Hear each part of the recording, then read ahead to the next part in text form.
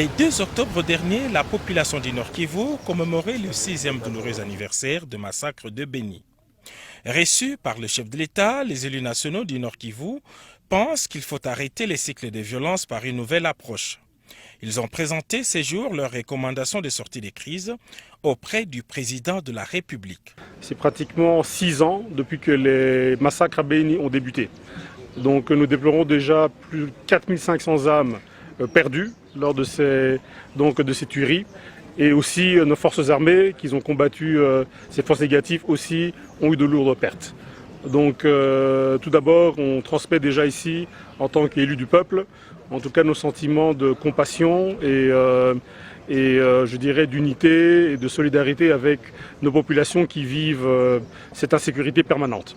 Alors notre message aujourd'hui au chef de l'État concernait 2 points ou 2 volets. Le premier, c'est le volet sécuritaire et le deuxième, c'est le volet socio-économique. Alors brièvement sur le volet sécuritaire, on vient de vous expliquer, nous continuons donc à faire des recommandations.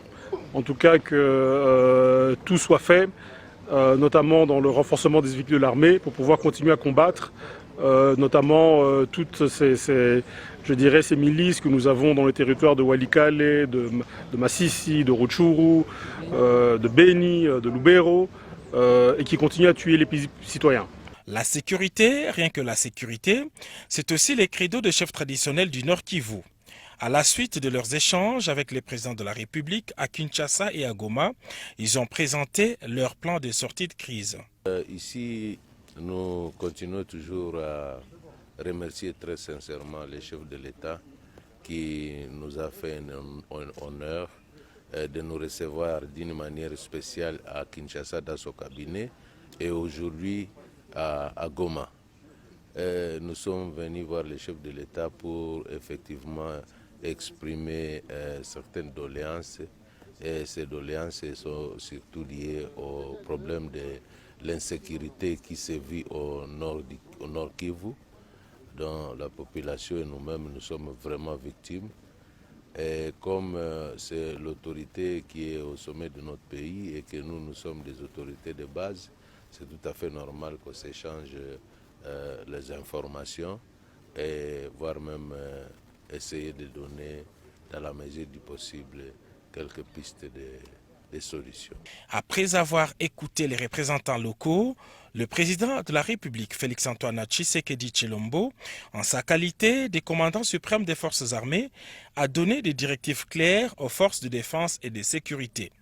Pour le ministre de la Défense, le leitmotiv reste la paix pour tous et par tous.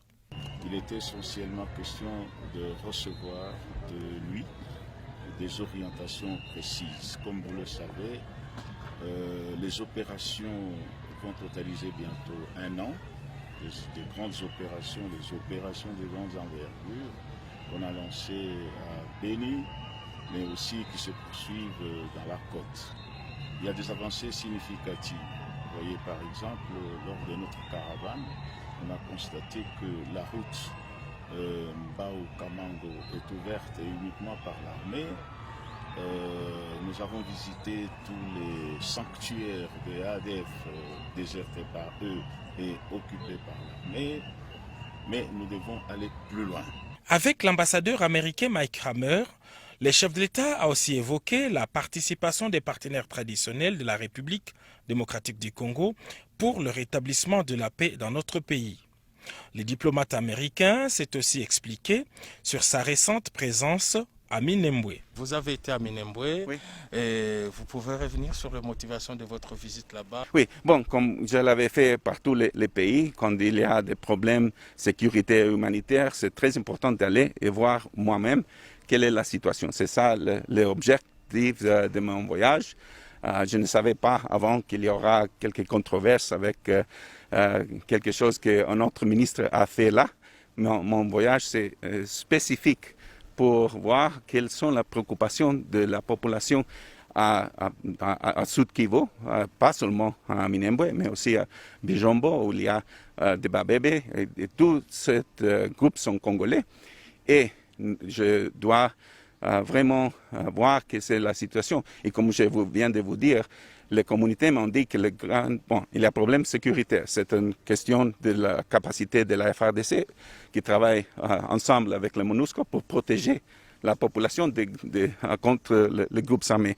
Mais toute la communauté m'ont dit que la situation humanitaire, c'est grave et qu'il a besoin de l'humanitaire. Et les États-Unis soutiennent une RDC qui est souverain, qui est forte et qui a de bonnes possibilités de se développer et de réaliser son grand potentiel. Mais ça commence avec le soutien à le peuple congolais par tous les pays. Le sénateur Modeste Bahati a lui aussi apporté sa part de réflexion sur le rétablissement de la paix durable dans la partie orientale de la République démocratique du Congo.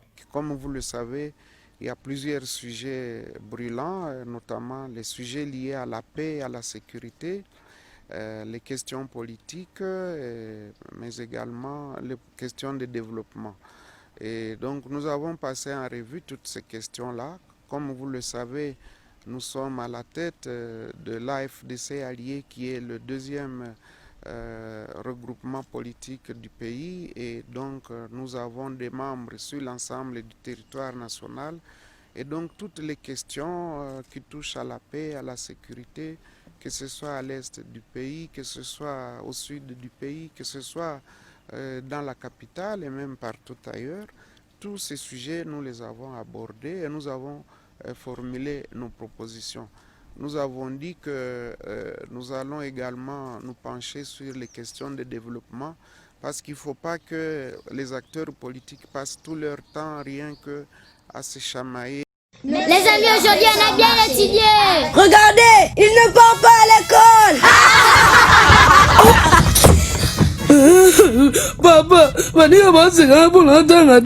Batata bango basana bambungu yango basa futira bana bango bakras ibongo ngai batika ku display yo ukuzara kopera munene na mbuku Atabe kopera il faut le botoka la calculette uzana ka Jean. Enseignant. Oui. Obosano makambo loyer. Nanu bafuti biso te mama na kofuta Kasi lala non école te. O comme si au camp. OK, ka mon pèse non appelle solution te. Citoyen. J'ai ordonné la mise en œuvre de la gratuité de l'enseignement primaire dans les établissements publics, et ce, conformément à l'article 43 de la Constitution. Cette idée. Fati Béton, gratuité effective. Initiative Yalibela Kimongi la Tangi. Merci Fati. Les enfants, à l'école gratuite. Kamata, pour les loyers. Namoni bana mokonda mboka Félix Antoine Tshisekedi atia gratuité d'enseignement de base. Okuma futanga 20. Non seulement atia gratuité d'enseignement de base, amati c'est la pébiso ba enseignant salaire. Peut-être comment Kozwango attends, Fati a redonné un sens à la profession d'enseignant. Vraiment. Pédagogue. Hey mamé, mbadi mamé, lubelu watu pepe, ayuna. Mes enfants. Mobali nangali kamini bataxi na kati ya lupango. Maman, banda enseignement de base et comment gratuit na RDC. Mbongo na bande ko foutu la bana minerval na économiser na sombi catch et boule la kabiso. Esengoto. Muduka oyo kombo nango Fati merci. Fati Kamvru yende a démarra gratuité enseignement de base na RDC. Maman il faut que ça fantastique. L'heure de sortie.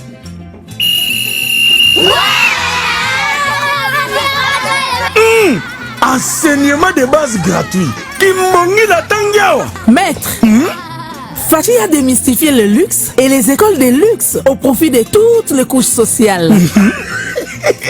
Béton. Baboti to komisa bana na enseignement de base ya ofele.